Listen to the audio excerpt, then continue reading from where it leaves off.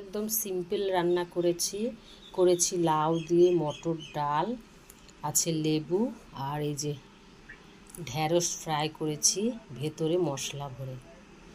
এইরকম কিন্তু ঢ্যাঁড়স ভাজা খেতে খুবই ভালো লাগে। মশলার মধ্যে আছে সর্ষে আর লঙ্কা বেটে নিয়েছি, তার মধ্যে নিয়েছি নুন মিষ্টি একটু লেবু রস চিপে ঢ্যাঁড়সগুলো এরকম মাঝখান থেকে চিড়ে নিয়ে তারপরে ভরে নিয়ে ছাকা তেলে ভেজেছি। এটা খেতে কিন্তু ডাল ভাতের সাথে খুব ভালো লাগে। এই গরমের দিনে কিন্তু এই লাউ দিয়ে ডাল খেতে খুব ভাল লাগে। আর ডালটা আমি কিন্তু মটরের ডাল করেছি।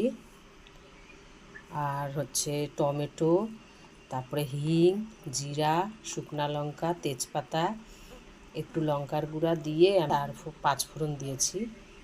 ভাল লাগে এভাবে ডালটা খেতে, দারুণ হয়েছে।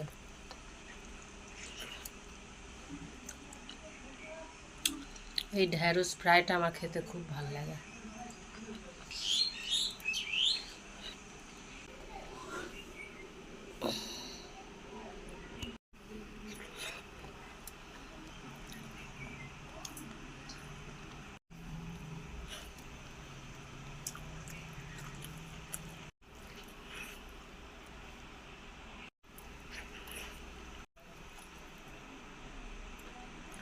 ভেতরটা একদম হয়ে গেছে নরম।